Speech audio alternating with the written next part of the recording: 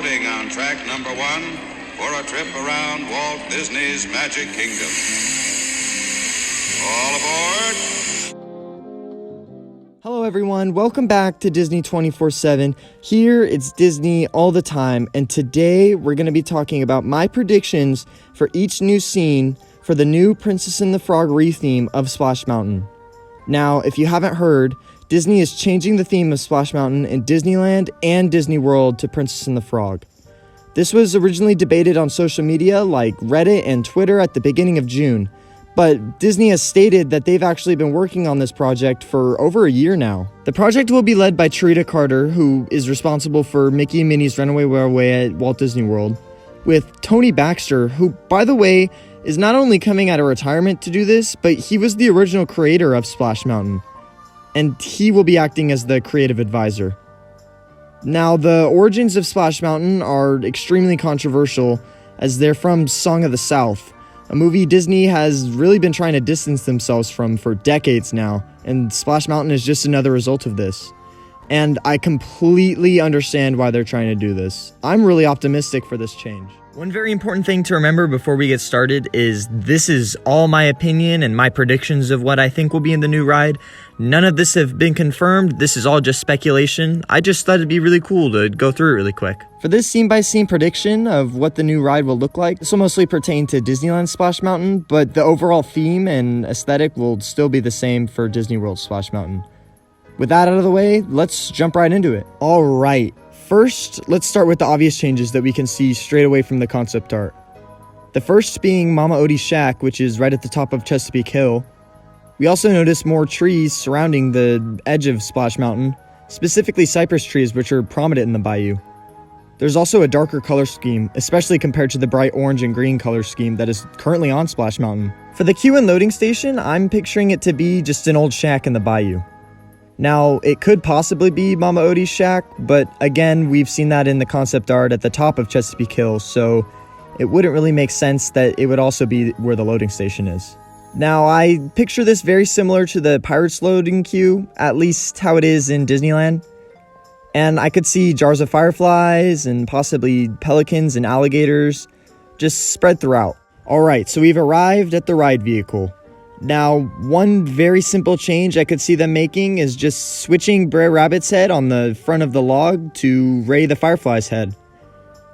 Now, this is one of the only ways he can be in this ride because, spoiler alert, he died in the movie, and this ride actually takes place after the movie, but he can still be in this attraction on the actual ride vehicle.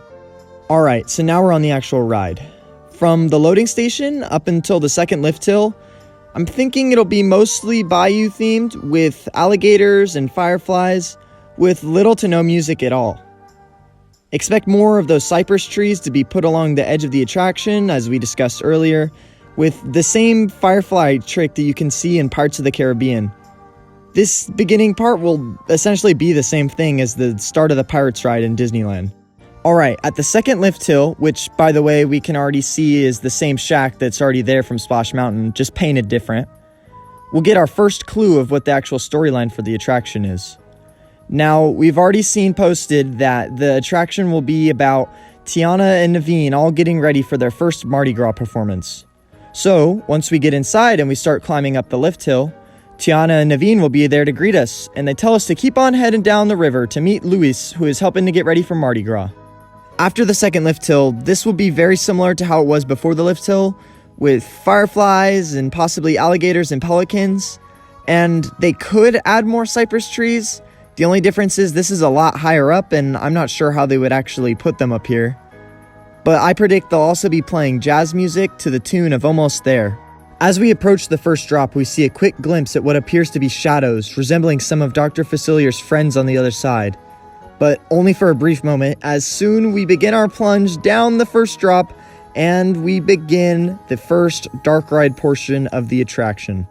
Once inside, we'll be greeted by Ray's whole family of fireflies as they light the way, all the while singing. During this time, we'll also come across Luis playing his trumpet, with supplies for Mardi Gras right beside him. We'll also see Tiana and Naveen paddling in a boat alongside us as they make their way to Mardi Gras and as we continue towards the second drop. After the brief sing-along with Ray's whole family, we approach the top of the second drop. This time, we see more of Dr. Facilier's friends from the other side, but this time, they appear to open a portal filled with green smoke, and suddenly, we drop into the other side. As we drop, you can hear a faint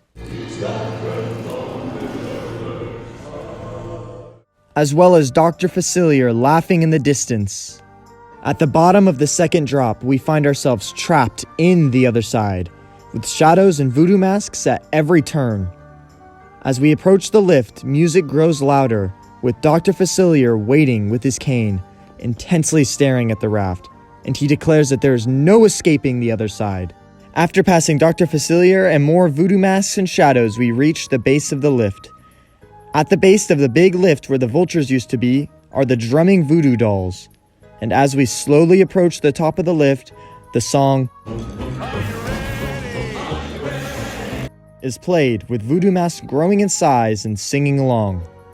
On the side of the lift, we see Dr. Facilier one last time, this time with his glowing skull mask as he dances to the music. At the top of the lift is a giant voodoo mask with its mouth opened. Inside is more green smoke, and as we go through, we emerge and drop down back into the bayou as Dr. Facilier's plan fails. Now, this is one thing that I really hope makes it into the ride, because it really seems fitting that Are You Ready is played as you ascend to the top of the big drop. After the drop, we steadily approach the finale through the bayou as the song grows louder and louder. Once inside, we see that we've made it to Mardi Gras with Tiana singing, Prince Naveen playing his ukulele, Mama Odie dancing, all on top of large Mardi Gras floats, with fireworks and Ray and Angeline's 2 stars in the background. At the spot where Brer Fox was getting bit by the alligator will be Luis, again playing his trumpet to the tune of the music. As we leave Mardi Gras, we pass by Dr. Facilier's tombstone and head back to the Bayou Shack as hanging jars of fireflies hang overhead. Finally, the exit line will be the same as the queue as we leave through the same shack we started in. So that's pretty much it for how I think this attraction will be when it opens.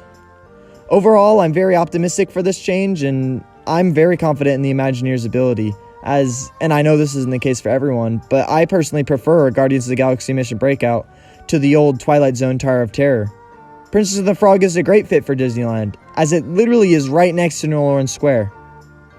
That being said, I'm not too sure how the Imagineers will incorporate the Louisiana Bayou into Disney World's Frontierland, because as it sits right now, Splash Mountain in Disney World is in the middle of Frontierland. One thing I've seen thrown around is maybe they can make a mini New Orleans Squareland of sorts, but we'll just have to wait and see how they handle Magic Kingdom's Splash Mountain. Disneyland Splash Mountain was also in need of a refurb, so again, this was great timing. I just really hope they keep the name Splash Mountain. Knowing Disney, they'll probably change it to something like Splash Mountain Tiana's Mardi Gras Madness or something, but I just really want them to keep the name. Thank you guys so much for watching this video, and you made it to the very end. If you liked it, let me know by pressing that like button, and if you're new here, hit the subscribe button so you stay up to date on all my uploads. Thank you again so much for watching, and I hope to see you again real soon.